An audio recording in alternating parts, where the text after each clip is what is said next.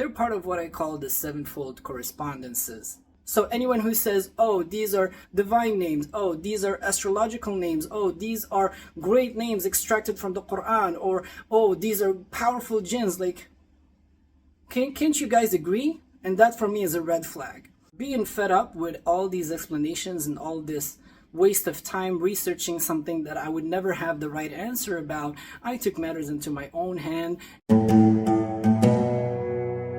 Hey guys, and welcome to another video. Today we're going to be talking about the highly revered and famed Tahatil names. What do they mean? Where do they come from? I'll tell you exactly what I know because I've been interested in this subject for quite a while. And you won't have to go through all the trouble of reading all these manuscripts, all these books, asking all these people, because I will condense everything I know about them in this video for you. So let's jump right in. But before we do that, I would like you to tell me, have you heard about the Tahatil names? What do you know about them? Leave me your answer in the comment section. I'm excited to read it. Now that you have done that, let's start. The Tahatil names are a set of 7 names with an 8th name. The 8th name is said to rule them all, and it is an acronym of the first 7 names. They have correspondences from planetary to jinn kings to angels to Quranic verses to days. Each one has an incense. They also have a metallic correspondence, and each one has its own script.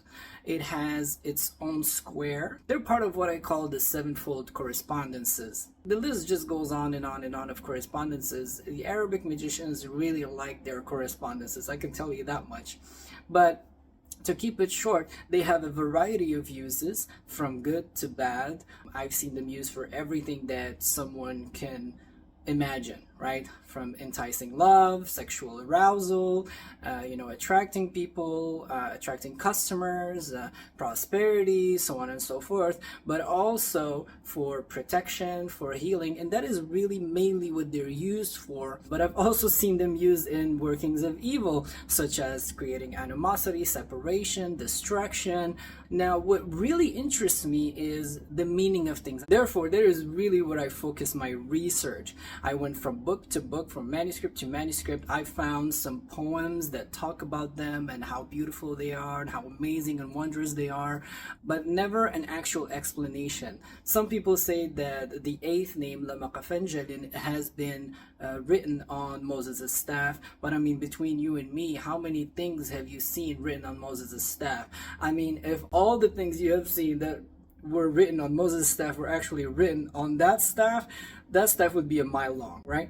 So that's that out of the way. I've seen other people who claim that their origins lie with Adam, peace be upon him, that when he was cast out from heaven to earth, he was vulnerable. So God revealed to him these names that would help him to protect himself against devils, satans, whatever you want to call it. When you look at books and manuscripts, the story always goes the same.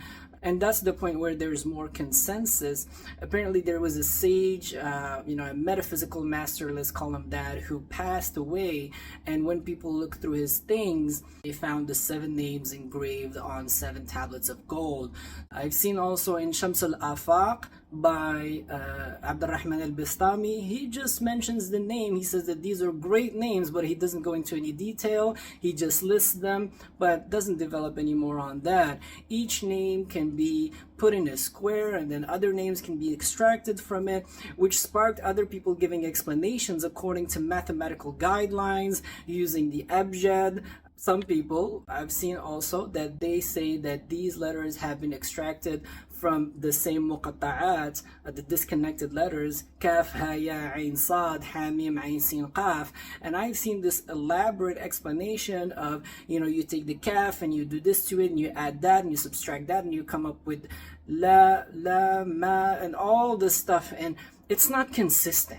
If you're using a mathematical principle, it should be the same mathematical principle that extracts every single letter for it to be valid. However, they're just subtracting and adding and doing all these things with these letters, but it's not always the same thing. So it's like you could just do any of that to fit your own agenda. I've also asked an author, I think he would prefer to remain anonymous in this case, about their meaning. And he's someone who is very, very well versed. Like, he's someone whose opinion and knowledge I trust, and he says that from all he knows, that they are constructed along mathematical guidelines, and that would be a valid hypothesis when you see at what is being circulated about them out there.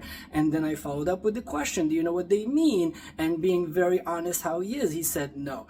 And ultimately that is the truth. Okay, I believe after all this research, no one knows, especially not their origin. You would see the story about the coffer and the tablets being circulated and come over and over again, which tells me this is true. But apart from that, no one knows. Now, the thing with the divine names, absolutely not, okay? It's like everything that you don't understand is a Syriac divine names.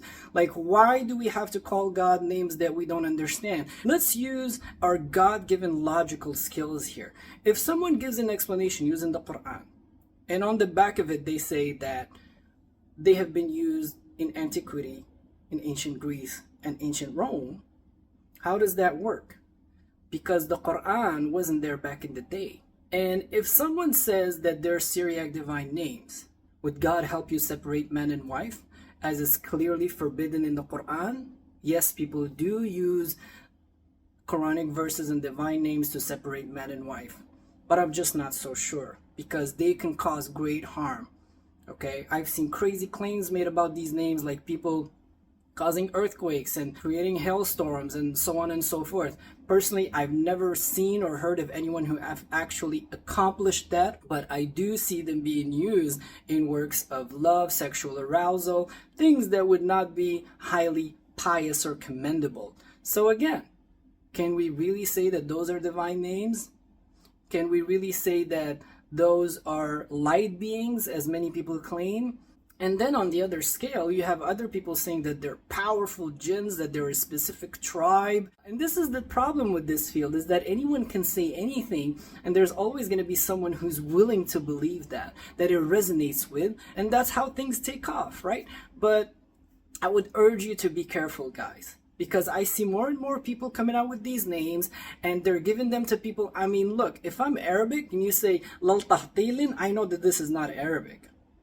But if you're someone in the West, or someone even in the Asian subcontinent, and you're a Muslim, or you know that you're an African or whatever, it's easier for you to accept, because ultimately you don't know the difference between Al Tahtilin and Al Jabbar. Both those names sound foreign to you.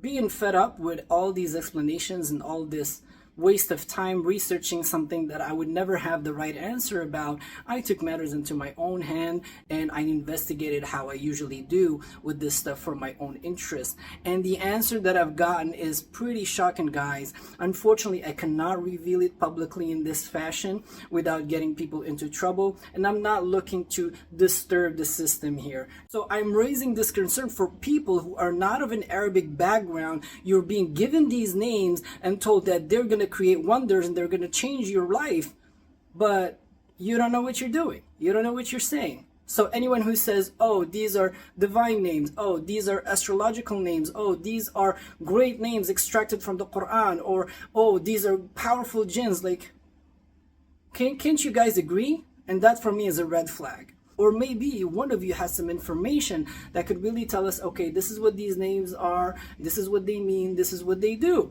So that would be the best case scenario, because I can find it. So please, guys, let me know your thoughts in the comments section. And keep in mind, even the pronunciation of some of these names, I know that the one which is Qahtatilin, some say that is Qahtatilin. A few of these names, I think two of them, they're still subject to debate about the correct spelling and the correct pronunciation. So it's like we can't agree on anything here.